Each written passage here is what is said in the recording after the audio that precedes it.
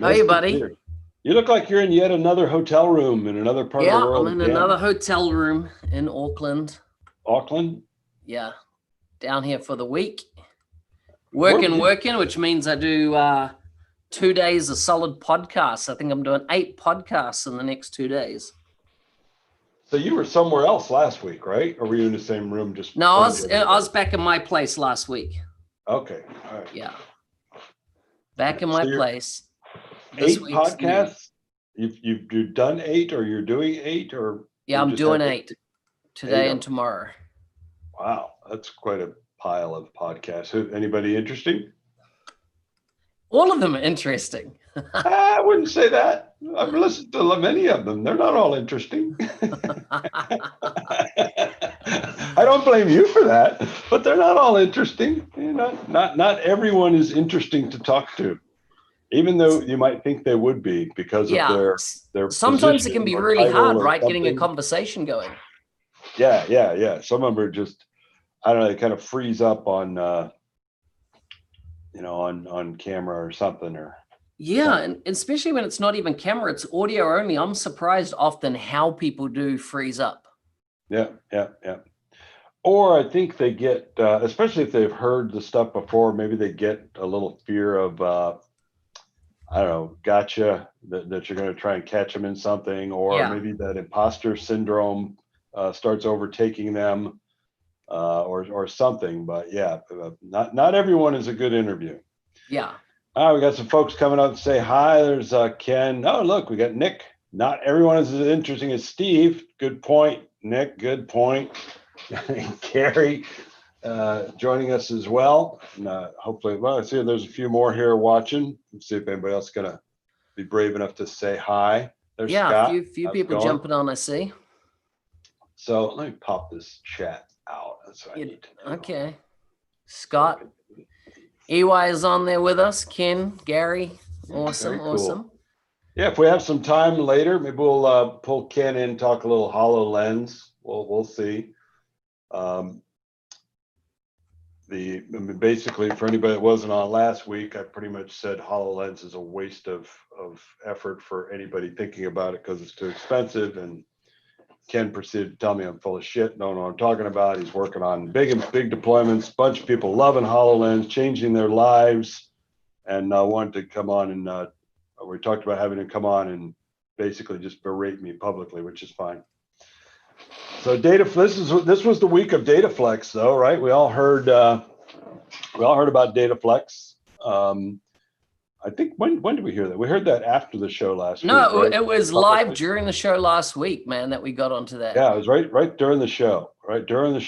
So we knew a little bit about it beforehand, couldn't talk too much about it, but and then kind of trying to figure out what was said while we were on air to be able to still go say some stuff. Exactly. Plus, still learning some stuff. So they got they created a and I don't know what I'm sure as long as we're not revealing secret information, it's NDA. I don't think it's NDA the fact that there is a private preview, right? Yeah. And there's a handful of us that are in that.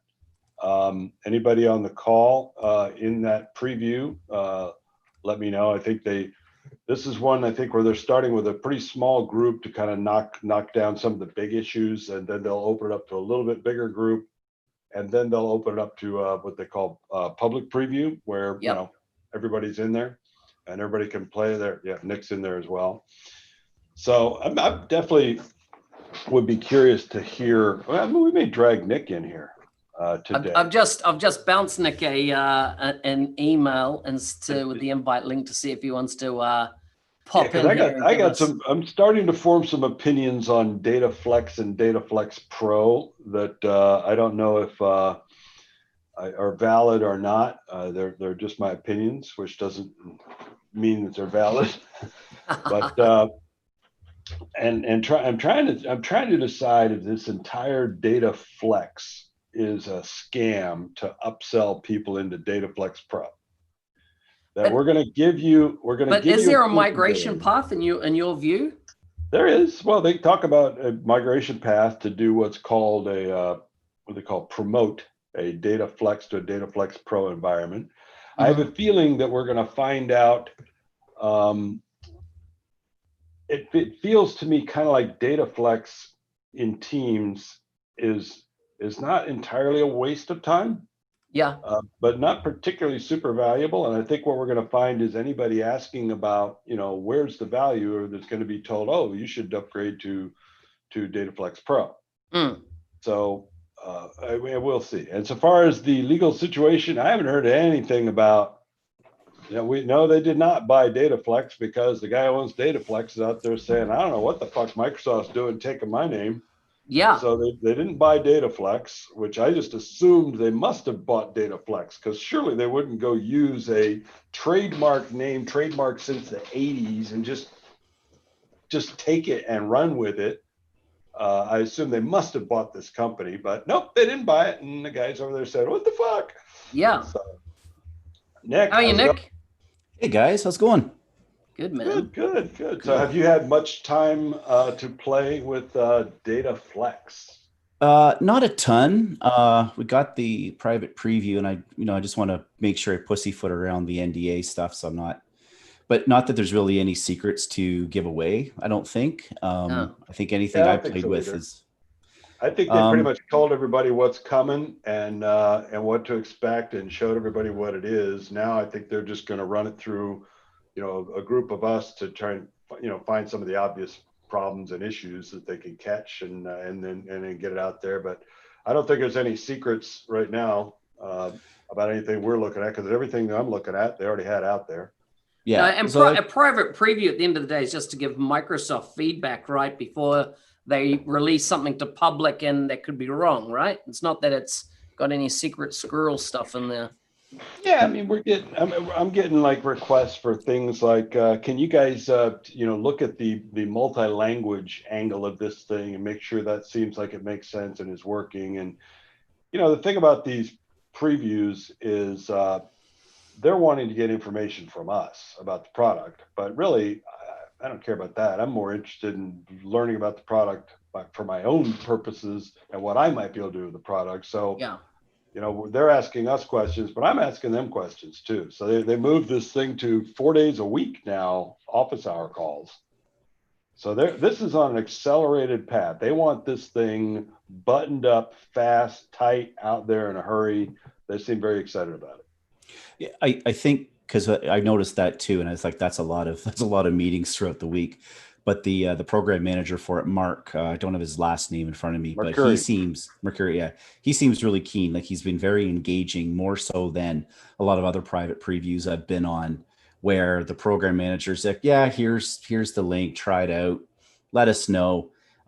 He seems to be really engaged. I think Microsoft's putting a lot of effort into this.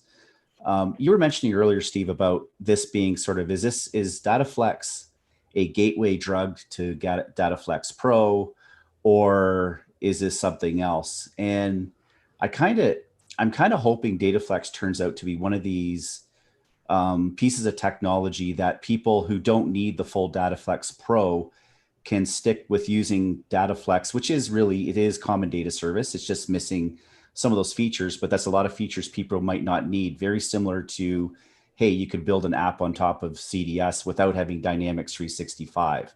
So I think it's going to address some market and get people off using SharePoint lists as data stores. Yeah. Not that SharePoint lists are bad, but they're not meant for a lot of things that people are using them for.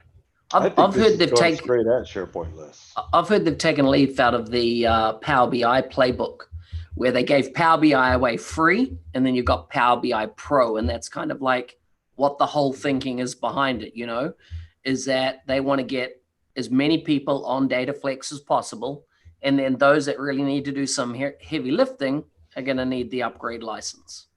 Yeah. I think that, a couple of things that, and I guess they're intentional. We were talking beforehand, essentially you create a Dataflex, I don't know what you would call it, data source, a Dataflex data source per team. So, you've got your team's client, right? You've got 50 teams in there for whatever you're doing, all these different things in. You go into a particular team and you can create an app. And the first time you create an app in that team, it will create a Dataflex database hardwired to that team. So I'm already seeing some challenges here in how that gets utilized. They gave us an example of a bicycle inspection app, which I think they even used in one of the demos that they showed at Inspire, where we could install this app on a team where a person can perform inspection of bicycle, wheel, tire, chain, etc. And my first thought was, why would I be doing that in Teams? That's clearly something I would be doing. I would be using a Canvas app to do that, which I mean, essentially is a Canvas app in Teams, but why would I be doing it in Teams? And now I've performed this inspection. I've inspected 100 bicycles, and I've got all of their inspection data sitting in this team. Well, now what? Now, how do I take that data and do anything more with it? That I want to what? I can't I can't create a flow in Power Automate and push the results of all of these things into, say, a CDS environment to do more robust things with it, right? It'd probably be multiplexing then. I would have to assume that would kick me into multiplexing. So what can I do? What can I do? I mean, it's almost like, I was talking to another friend of mine today. It's like the entire life cycle of that, whatever this app is, from the beginning of it to the end of it, has to reside within one group of people. It can't encompass any other people, any other departments, one group of people that are in this team. It's start and finish, whatever it is they're doing. So a bicycle inspection app doesn't seem to me like the beginning and an end of an entire process. It seems like a part of a much larger process. So how do you deal with that if there's no sharing of these things across teams? And the other example I gave was, which I actually asked about, is what if I created a simple account Rolodex, right? Just a list of my business's accounts, right? Name, address, phone number. That's it. Simple Rolodex. You mean a CRM system? I want to have that Rolodex available in all of my teams. Yeah. Well, now I got it in this team. How do I get it in the other teams? Do I have to replicate this role? I mean, so it's definitely, I can see why they're getting away from the term common data service, because it's now making it right back to silos. If you're going to have a silo of data for every team that exists in your organization, right, Nick? Yeah. As far as I understand. So what's their play here? Is it purely that they're piggybacking the 70 million daily active users on Teams, and they're using this as a gateway, as we say, gateway drug to other things? Because it seems, is this just a marketing mission that they're on, or is it actually really practically usable? Because all those use cases you've just given, for me, would be, mate, you run into a brick wall way too quickly for it to be enterprise grade, or usable. I think that obviously Teams was having a pretty good accelerated path before the virus. The virus poured gas on that, so that thing has exploded. And I think they've made and are continuing to make a huge investment in that, going after the services like Slack. I mean, Slack's even complaining antitrust again. There's other noise out there. So they're going hard in Teams, and Teams is having huge success. So it seems kind of typical in Microsoft. When any product starts having huge success, all the other product teams want to see if there's some way they can ride a coattail. I want to get on the coattail. Just give me a little edge of the coattail of that thing that's taken off like a rocket with my product. So I almost feel like it's not like we don't have the ability and haven't had the ability to create lists of crap in Teams, right? We could do it with SharePoint. We could do it. There's a bunch of apps out there for making a list of stuff. They even created this Microsoft Lists, yet another new product. I don't even know what the hell that is. Microsoft Lists for making lists. I think it's the successor to To-Dos or something. So is this just one more list creation thing? But this is the Dataflex team wanting to get their foot on that coattail of team success. Well, you look at Teams as it is. Like before this Dataflex thing they're going with Teams, you can add in a whole bunch of other apps already. You can add in Planner, which I've done. You can have Excel and whatever else. I think this is just another thing but this time folks are saying, hey, we want to be able to build our own apps within Teams. And the bicycle inspection app, I mean, if I see that thing demoed one more time, I'm going to scream but at the end of the day, it's just another Power App, Canvas-based Power App. Yeah. But maybe we can just get a bit more creative of how you can do this within teams. So let's just say you have a specific project team, for example, within PowerApps, and you want to do certain things. Well, yeah, you could use Planner to plan out the task, but maybe you want to do something like time tracking or that kind of stuff. Or you can build like a time tracking app and embed it within that team. And that could work very well within the context of that team. But then, yeah, once you start expanding out, you have multiple projects and multiple teams, and well, maybe that's the time to move to a Dataflex Pro kind of thing. So there you go. It's Sal. Yeah. So basically, I hit the need to upgrade from Dataflex to Dataflex Pro on my second project. Right? As soon as I got my second project, yeah, but would you? For it. But of course, we work with this stuff every day, Steve. So let's just say you're Joe Schmo off the street.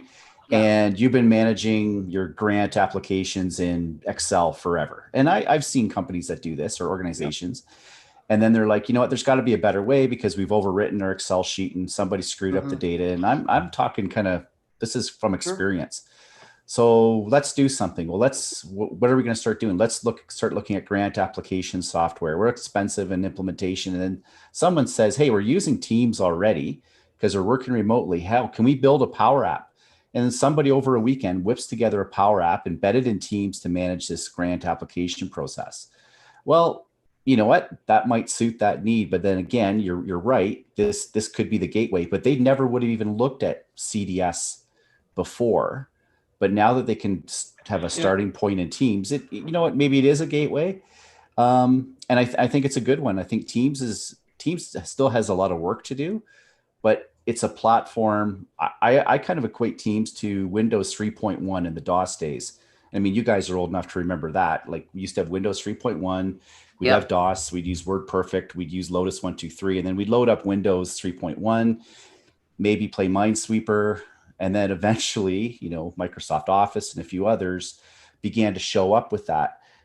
I was talking to some other people, and I envisioned a time where we power on our laptops. Well, maybe not us guys, but other people in certain businesses will power on their laptops and they'll go immediately into Teams. They'll bypass the whole Windows experience. That's the goal, is it takes over the desktop. And I had said to somebody that I think it's going to become the new Outlook, and they said they think it's going to become the new Windows. The new Windows, yeah. It might have been you, Mark. They say, last week we discussed that, right? Because it's going to become almost like the.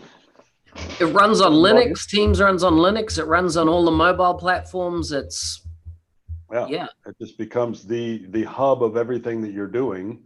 Yeah. And everything else is a tab. A tab. Yeah, and it removes a lot of confusion for good example there, folks. Nick, I'm sorry, go ahead. It removes a lot of confusion for people, right? Because you think in the past you'd go, where are you going to store your files? Is it going to be OneDrive for Business, OneDrive Personal? Is it going to be SharePoint? That type of thing. You don't even think about that in Teams, right? You just go into the Files tab, and you drop your files there, and you can share it with your team members. You don't realize where it's placing that behind the scenes. And for the lay person, that just makes it super, super simple. Yeah. The example you gave of the grant application process, that probably is a much better example than a bicycle inspection process, because that probably is a process in a lot of organizations where, with that team, the entire life of that process from the beginning to the end of it is within a single group of people in a single team. That process is born and dies within that same environment. There would maybe make an example where it might make sense to have Dataflex build an app for the life cycle of these things that's in that single team. It's once it gets into something that's going to require, even you think about basic sales. I mean, I sell a project, now it's got to go into execution project, or it's got to go into something. It's got a life beyond this anything that's got to cross multiple teams is where you're looking at Pro right off the bat. Boom. So it's going to be that subset of scenarios that live and die within a single team. But there's probably plenty of those. Yeah. I mean, and then you got to realize, like, Teams too. Like, I think the one weakness of Teams that I think all of us here run into, and not so much Microsoft, is the fact, like, if you go to your Teams now, how many tenants are you a member of? Like, I look at my Teams, I'm at least a dozen, if not more. Because every time I have a new project or a new client or do even a new event, I get added to another team, and here we go again. And switching the teams has gotten better, but it is a bit of a pain in the ass. And I think from a Microsoft perspective, of course, they all work for Microsoft, so they're in their Microsoft team. Yeah. And it's just sort of, it's well, a different. The way I've figured out the workaround for that is you refuse to accept being a guest on their team. Instead, you offer them the ability to be a guest on one of yours. But here's the problem, right? Here's a list problem, right? In my teams. Sorry, I'll just go back to that of even if you're invited and don't accept, right? You can't really see the contrast there. There's a heap of teams that you get made requests of. Now, I asked last week, does anyone know how to clean those out? So let's say you've finished working with organization ABC.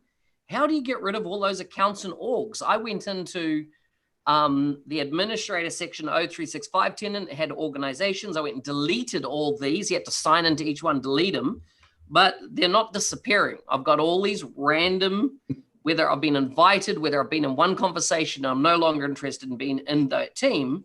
But now I've got apps that are just filled with all these requests. This is the downside of what you had said a minute ago about files, that people don't care. It's like they just open up a tab and throw in a file, and they don't care what's going on behind the scenes because they just see this thing. Well, this is an example. Oh, I've got invited to a team. I'll just join it. Blah, blah, blah. Behind the scenes is all this ugly wiring that you don't see until now.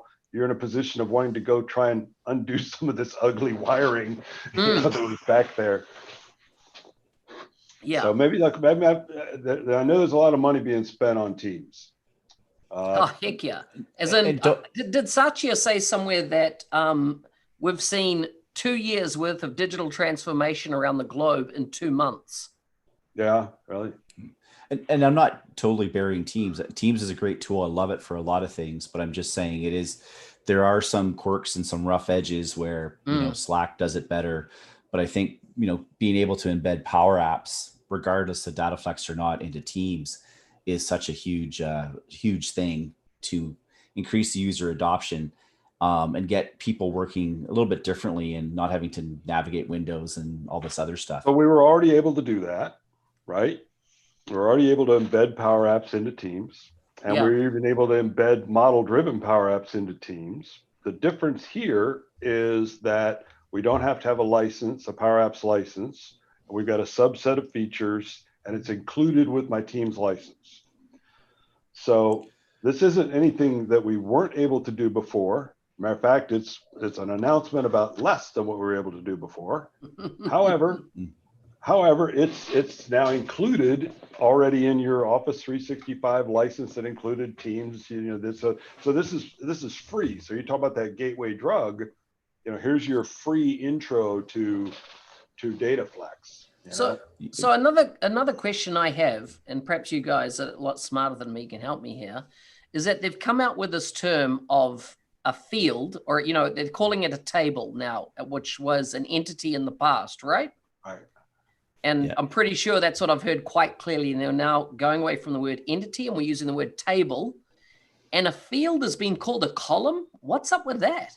How does it make sense? That's database terminology from SQL. So I don't get it. I'm not like, if it was day one, I would make sense. But I think this far along, so I can go on a whole rant about name changing and the impact that it has. But that's basically all it is. So Dataflex is CDS, an entity is a table, which is a SQL term that we've used for years. And a field is a column, again, very much like a SQL or a database term. So the interesting thing that I am hearing or thinking that I'm seeing is that the term tables and columns is exclusive to Dataflex, not Dataflex Pro. Dataflex Pro will continue to utilize entities and fields attributes. Dataflex is the only place they're going to use tables and columns, which we can already see the massive confusion that's going to create in the future. Again, instead of calling two different things the same name, now they're calling the same thing two different names. Right? So I'm not sure about that. I thought, it was my understanding that everything was the renaming was across the board. But I mean, that could have been what they originally announced. They could have backtracked it without saying they're backtracking or or you could be So right, Steve. review that PDF that came with the preview stuff. And I don't know if you've had a chance to read through that, but that's where I picked up that from, was that the tables and column terminology is Dataflex only, and that the Dataflex Pro will continue to use the common data service field. Okay. Yeah. Which if I mean, that can't last. They're going to have to pick one, because now we have two different official Microsoft names for literally the same thing. It's a field or a column, it's a table or an entity, it's the exact same thing. It's just going to create more massive confusion out there. And there was a question about what is this bicycle inspection demo? So I think when they showed Dataflex at Inspire, I believe that they showed this. It's just a power app that you just inspect bicycles. Like if you've seen one Canvas app, you've seen them all. And then in any of the private preview meetings, which again, I just want to make sure I'm not giving away the farm, that was a demo that they did on a couple of calls. They reused that inspection app, and it was, there's different levels of calls. They bring in partners, they bring in MVP. So it was like the third or fourth time since I saw that app, which I kind of got a little, it was like, it is what it is, but it's just an example that somebody built within Microsoft to show the capabilities. Yeah, and I think that it was probably an example of a Canvas app that was not utilizing any of the quote pro features. That just utilizes what's available within Dataflex non-pro, which is another reason that they used it. You can create multiple tables. You can relate those tables. This is more than an Excel spreadsheet. It's more than a basic list, because you can create multiple tables. You can relate them to one another. It is a relational database structure without some of the big bells and whistles. And what's Thomas saying? My understanding. He's saying that Chris Huntingford, which is a Microsoft Blue Badge, has said, Dataflex isn't really Dataflex Pro, and they didn't really need to rename it. And part of the confusion is that the rename came about because a common data model and common data service been confusing to a lot of people. But why didn't you change common data model, which affects a lot less people, right? And call it common data schema, which is actually what it is. Separate it out. Yeah, just pull it out. Yeah. Or not even call it anything. Why change the branding of the big main thing that everyone's got used to? Formerly XRM becomes CDS, now becomes. Ordinarily, I would say, it's pointless to even discuss, because that decision has been made. They're not going to change it. But because of this potential trademark issue, that thing may get changed. There may actually be a reason that this thing gets changed. I have a standing bet right now on Twitter, I think, with Beth Burrell about whether they keep that name or don't keep that name. And I don't think they keep it. I think that the only way they end up keeping that name, I think, is they got to buy it from this. Well, they license it. Could they license it as a mechanism? So they pay that company a chunk of change to shut up. Yeah, big enough chunk of change to shut up, then they get to keep the name. Yeah. But you remember when it was 2 years ago, they were going to rename solutions to projects. Yeah. And that announcement, that lasted 2 weeks, because they got on. I'm not sure what the rationale. I think hopefully somebody saw the light, but on social media for 2 weeks, they were just getting and the same reason was given, was that in focus groups of customers, in talking to end customers, their understanding of projects was better than their understanding of solutions. And that we were all professionals, so we were calling it one thing, but the layperson related to projects better. But I know how that went. Yeah. So let me ask you, Mr. Layperson, if you were to start a CRM project of custom things in your project for your project, what would you call that? Would you call that a project, or would you call it a solution? well, not yet, because you could write your custom code using a Visual Studio project. You were managing this using Microsoft Project, and you might also be implementing Project Service along with this. But we got the same thing for Dataflex as one of the one of the factors in the name changing was that this was from customers who were struggling with common data service versus common data model. Yeah. And Dataflex seemed to be much clearer to them. And I'm thinking Dataflex. Who came up with it, right? You might as well call it a whammo wiggy. I mean, it's a non-word. It doesn't mean shit. How does that make anybody clearer on anything? You know, it's what, data that flexes? I mean, how, that doesn't mean anything to anybody. It's just a word. You know, it's a made-up word.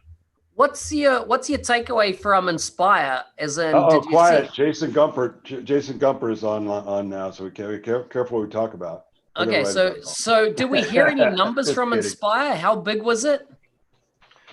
I haven't heard. Somebody was asking. Who was asking? Somebody was asking recently about how big.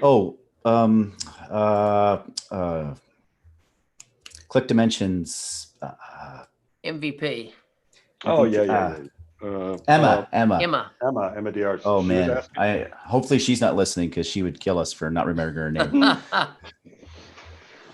We got there. Yeah, I don't know. I mean, what did you think of Inspire, Nick? Did you attend? Were you up through the whole thing, going session to session to session? Were you? No, I'm a little virtual conferenced out, to be quite honest. Yeah. And what I'll do is I'll go back and watch like the key stuff. Now, again, a lot of the stuff we knew was coming already. So that's a lot of it sort of you hear, and not trying to brag about anything or whatever, because we hear about these things kind of leading up. So this is more of the public announcements. You talk about name changes, and I'm not sure if you guys talked about this in the previous episode, but to me, one of the confusing ones, which I can see a lot, talk about confusing names. So originally we had Voice of the Customer. Yeah. And then we had Forms Pro. Yeah. Yeah. And now the customers get their voice back with Customer Voice. Wait, I thought that was deprecated. See?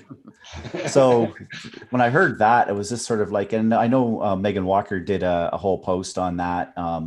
And she did a great job of explaining it, everything like that. But I mean, it shouldn't be up to us MVPs to explain name changes where we can't even explain them ourselves sometimes. Yeah. And not to say Customer Voice is a bad name, but it just with the connotations and the history and the deprecation of Voice of the Customer. I think it's a bad name. I think it's a stupid name for a form building tool. I mean, which Customer Voice? Customer Voice is a stupid name for a form building tool. And the fact that everything that you build in there isn't a form, it's a survey, is also stupid. Yeah. I mean, unless you're just selling customer survey software, then Customer Voice makes brilliant sense if this is customer survey software. If that's all it is CSAT software, Customer Voice is perfect, and calling all of these forms surveys makes perfect sense. But what about Dataflex Forms Pro? I love it. But I mean, it's a form builder. I can build a form for any fucking thing I want. It runs on CDS. I can build forms for anything. Onboarding forms for HR. I can build anything. What's that have to do with Customer Voice or surveys? Neither. When did a form become a survey? But I mean, I always looked at a survey as a kind of a form, a type of form, not forms. Have they brought out templating yet in that area? Like, as I'm going to say templating, can you just put, CSAT form together, which puts those main building blocks of doing a CSAT survey or a net promoter score or anything like that, which was back in that original Customer Voice. Yeah, they got some templates. You can go into Forms Pro and create a form from a template, and one of the templates is a generic CSAT survey. Okay. Or the generic contact us form. Yep. Which again isn't Customer Voice or survey. That's a contact us form. There's a couple of standard templates. Then of course, you can take that embed code and drop them on your website if you want. So, save it. We've got that. We've got our forms on our websites are I think they're Forms Pro forms now that are just go straight into the CRM. So it save a step. I think they're Forms Pro. Yeah. Well, you said CRM. I find that kind of funny because this gets me on my naming rant. So this is a true story, and I kind of blogged about it. But I had a meeting with a customer a few weeks ago. We're talking about Power Platform, and it was great. We're talking about building PowerApps, using Flow, using Common Data Service, because this is an organization they've used SharePoint for many years. for a lot of their apps, but they realize, SharePoint has its limitations. So all excited about Power Platform, moving ahead, bunch of ideas. We're already talking about some apps we're going to build, and it was all good. And it's somebody on one of the project meetings we had saying, oh, and by the way, I'm working with another group, and we're trying to decide on implementing a CRM system. We're looking at Salesforce. Any ideas? Any recommendations? Does the Power Platform integrate with CRM systems? Wow. So yeah, I kind of I set them straight, but I was like, this is an example of how this name, the renaming and rebranding causes confusion and could steer customers away. Like, thankfully I was there, because I said, well, with the Power Platform, give me 2 minutes, click, click, boom. Yes, you have a basic CRM system up and running now. That looks exactly like Dynamics 365, just doesn't have all the other stuff you're not using. So again, it's just sort of this, I think sometimes the renaming, they don't understand that it's hurting them in the long run. And I mean, we love Microsoft products. We love the technology. So quit making it so hard. Not always. Yeah. But yes, no, I agree. I think that, I just use the term CRM because I'm sick of trying to explain to people, like you say, the Power Platform, Power Automate, and blah, blah, blah, and then say, oh yeah, that all sounds cool, but really we're looking for a CRM. So I guess we'll keep looking, so, whoa, back up, so,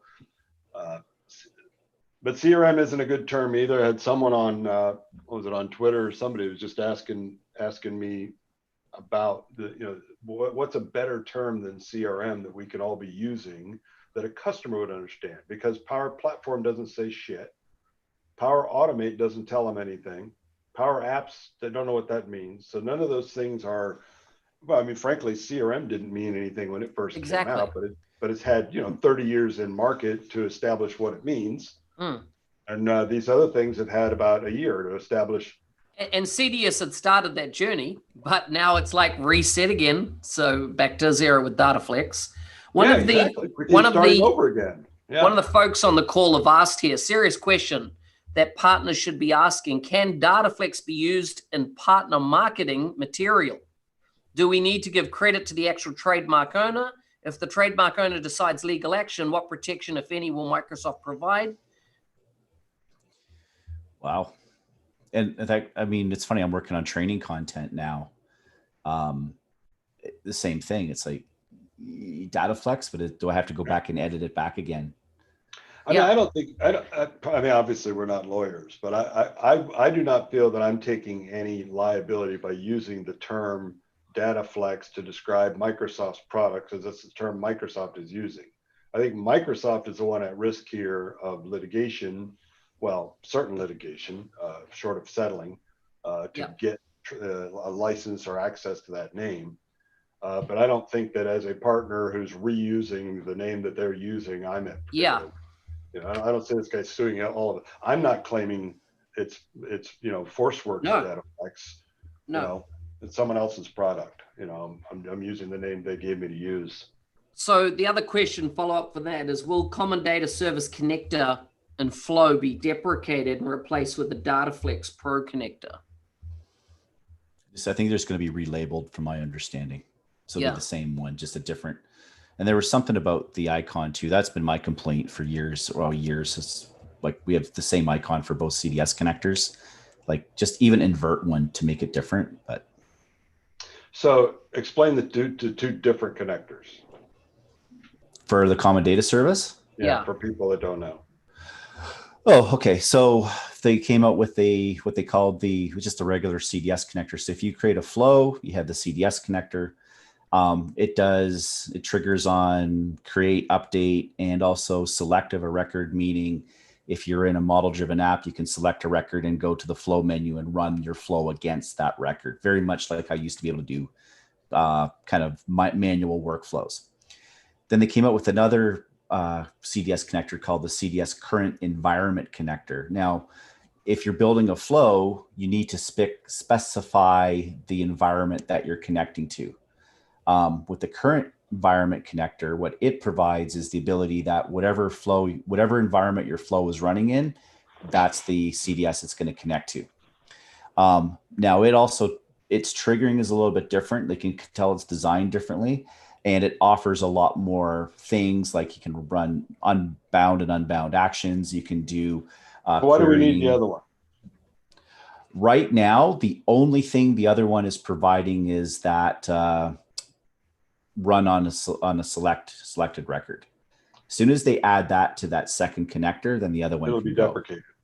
Yeah. So then it'll be deprecated. Yeah. And for me, I don't understand why it's so hard to do it. Maybe is it just a time of, yeah, who has time, but. So let me ask you a question that has come up in some conversations before. I'm curious to get both of you guys' take on this, but Nick, you've actually done it. Obviously, there's an assumption here with Dataflex in Teams, again, and we've seen this elsewhere, that the place that a citizen developer is going to find it easiest to start is by building a Canvas app, as opposed to a model-driven app. The two different app types that can be built on Common Data Service, Canvas and Model. Microsoft talking Canvas is just like Excel and PowerPoint.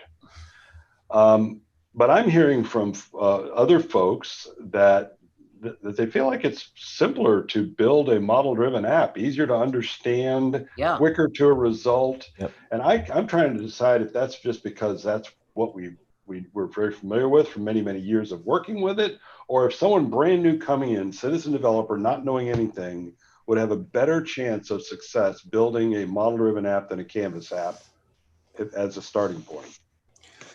If I would say if you're building it from a data perspective, so let's think of a CRM system. You want to have a CRM system. You want to track accounts and contacts and, let's say, activities. So that's the data you want to track. The common data model, or a vanilla CDS, provides those three entities, and not only provides those three entities, provides a form and views for those entities already pre-built. So that's the beauty of the common data model. You already have some. How can I have that in Dataflex? Sorry? We won't have that in Dataflex. That'll be in Dataflex Pro. Dataflex does not have an account or contact entity. Right. It also doesn't have any activities. Not yet. I asked that question, and it's coming. The accounts and contacts? Yes. Because I think they said that since Teams essentially has activities baked into its function, they don't need the activities capabilities from CDS or Dataflex Pro. Yeah. Well, anyways, we can, all of this stuff is going to flesh out eventually, but from an app building perspective, going from the data, if I have those three entities, I add those three entities to my solution, I create an app, I create my sitemap. I would say within 5 to 10 minutes, I can have a fully functioning app running that I can add a account, I add a contact, I see the views, I can dump it out to Excel, I can do sorting, all of that kind of stuff. And I've not written one single line of code, nada. Now, a Canvas app, if you're attacking this more from a user interface perspective, there's a lot more you can do. You can draw the buttons anywhere you want. You can size the gallery. You can add your own colors and do all this other stuff. But at the end of the day, it's a lot more work, even to do that drag and drop. And then once you want to do stuff like add records, create records, that kind of thing, you still have to write that formulas behind the scenes. Now, is it C++ or C# code? No, but it is formulas. So there is a certain level of coding there. And they get quite complicated, don't they? Oh, absolutely. Like it's, or should we say sophisticated? That water gets deep very quickly. It starts shallow, but gets deep very quickly. And I see you got a couple of folks. Cheryl's talking about seeing new people heading to Canvas. Well, I think that's because they're getting steered to Canvas, by Microsoft. Canvas is over on the Office 365 side. Now Canvas is going to be this Dataflex, at least to get started with. But I kind of agree. If you build a model-driven app, you don't have to put in a save button. You don't have to. These things are already there. You build a Canvas, you got to put a fucking save button on the damn. Why don't they get rid of Canvas and model-driven and just call it PowerApps and PowerApps Pro? Guess it'd be easier to explain to people. Like announcement next week. Yeah. PowerApps and PowerApps Pro. Well, it was interesting because some people were asking why not call it PowerFlex, or why didn't we get the Power name in Dataflex? If it's the common data service, and I think the response we're getting was that it isn't really part of the Power Platform the way they're seeing it. They're seeing the Power Platform as PowerApps, which happen to run on this data service, this Dataflex data service, but Power Apps are part of the Power Platform. Power Automate, Power BI, Power Virtual Agents, all these are part of the Power Platform, but Dataflex is not actually part of the Power Platform. It's something else that has other legs and longer legs, potentially in other areas, maybe this being one of them, which is why they said they didn't use the Power name for it, which I thought was kind of odd. Yeah. I think there's some probably politics at play here. So look there, BTT Practices, not sure who that is, but they haven't been able to get their head around model driven. Yeah, and I think that's fair. If you come from it from a data perspective, then model driven makes a lot more sense. If you're coming at it from a user interface perspective, then Canvas makes more sense. And I apologize. I've been working with this since 2002, 2003. So the idea of forms and views and entities is burned into my brain too.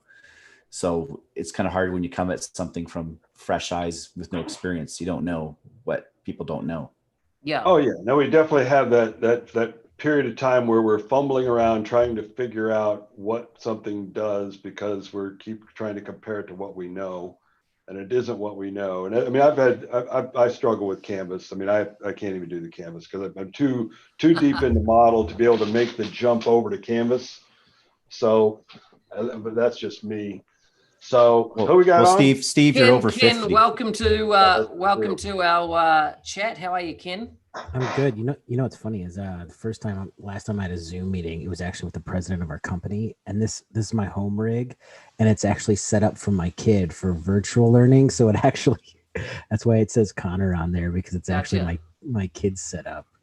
So Indeed. So Nick, I don't know if you were on last week, but we were talking a little bit about HoloLens, and I can't remember what I said. I think I said basically that until they get the price of those things down to about $50 a unit, they're never going to get true value out of those things until you can afford to give everybody on a shop floor a $50 headset, and it's going to be limited because of cost to only a handful of people. That's going to, and Ken basically said, Steve, you're full of shit. And he's coming on now. He's coming on now. So I'm curious because I've switched over. I'm an Android guy. I know Mark, you're an iPhone guy. Do you use the face recognition to unlock your phone? Definitely. Do you like it? 100%. So it's interesting because it doesn't work with a mask on though. It doesn't. But the idea is the hands-free, because it's interesting. I listen to your guys' talks a lot, and everybody's talking about Power Apps and Canvas apps and all this. But at the end of the day, how do you consume those?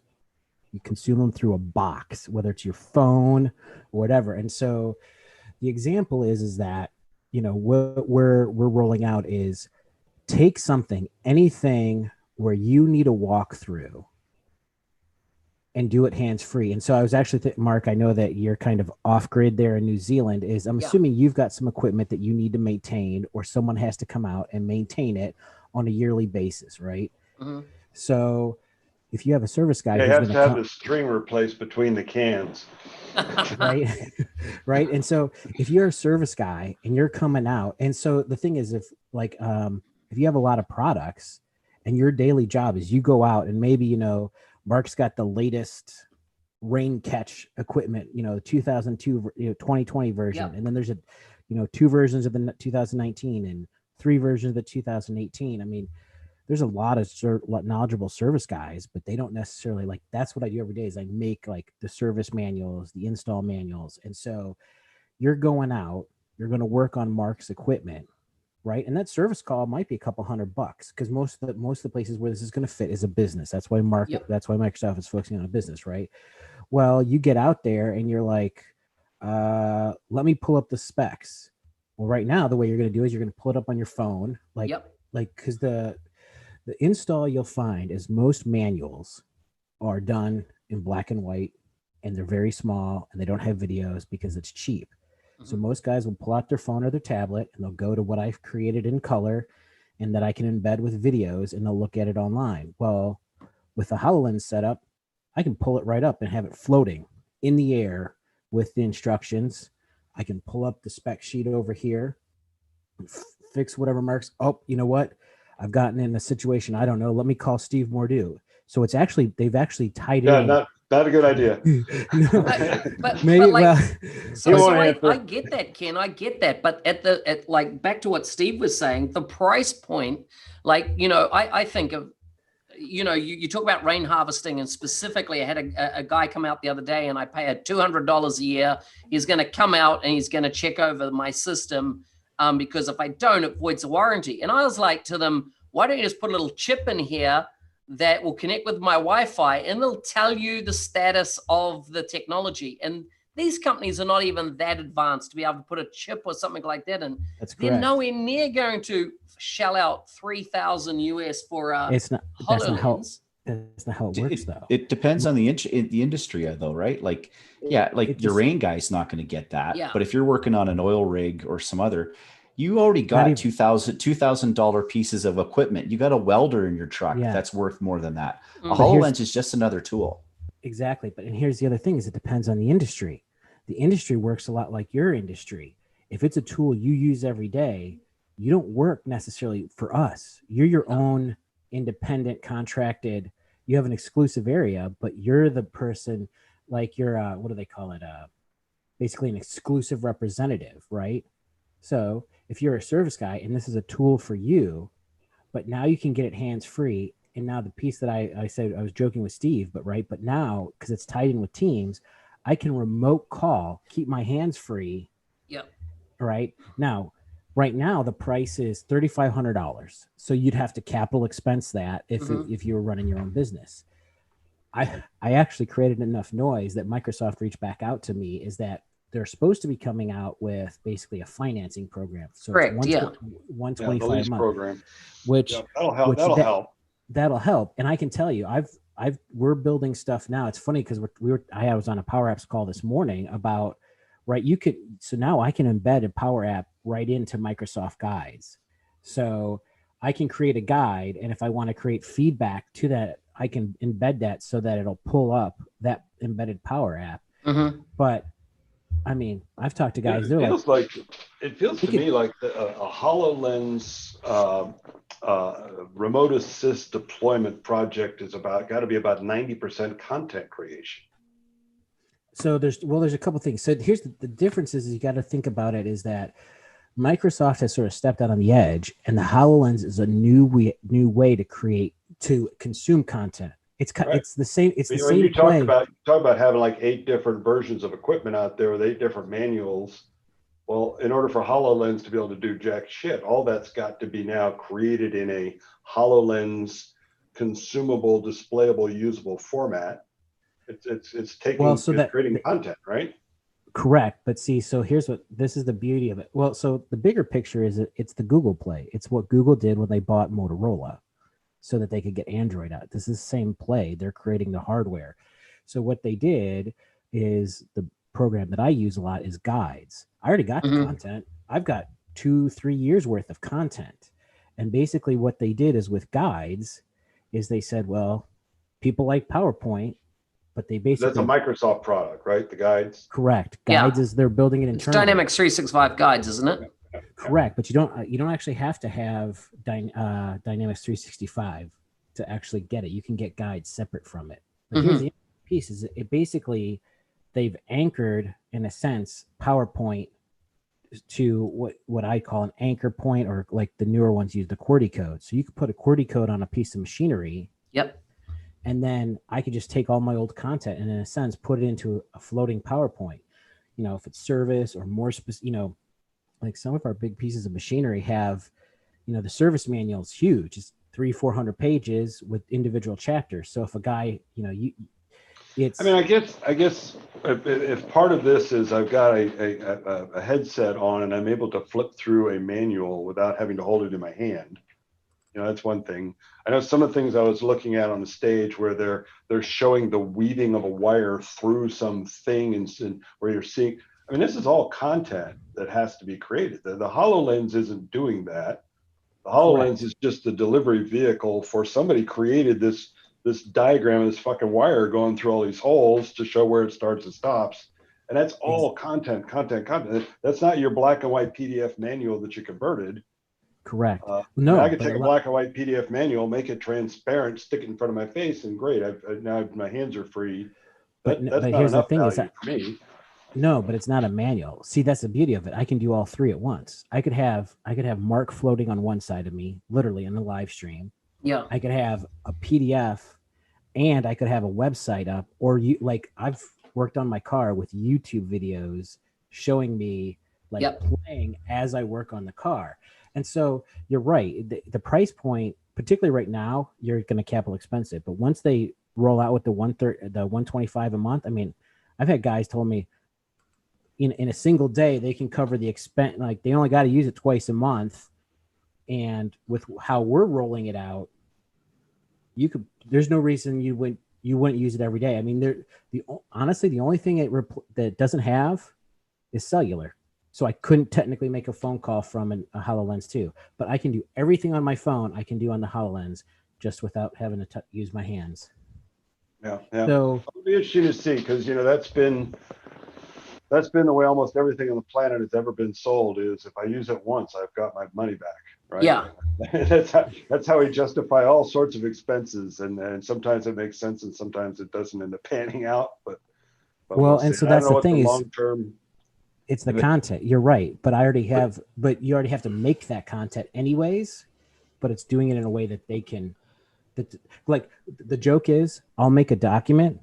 They don't look at my document. They look at the videos that I make along with the document. They never look at but I have to by law. I think it creates certainly a huge opportunity for a certain type of partner who wants to get in a content creation business, because you're talking about 8 different models going back 10 years of a bunch of black and white PDF manuals that all now need to be converted into consumable content of a video or whatever. There's a whole bunch of work for somebody, because it's not going to do me any good to have a HoloLens that only works with my latest stuff. Yeah.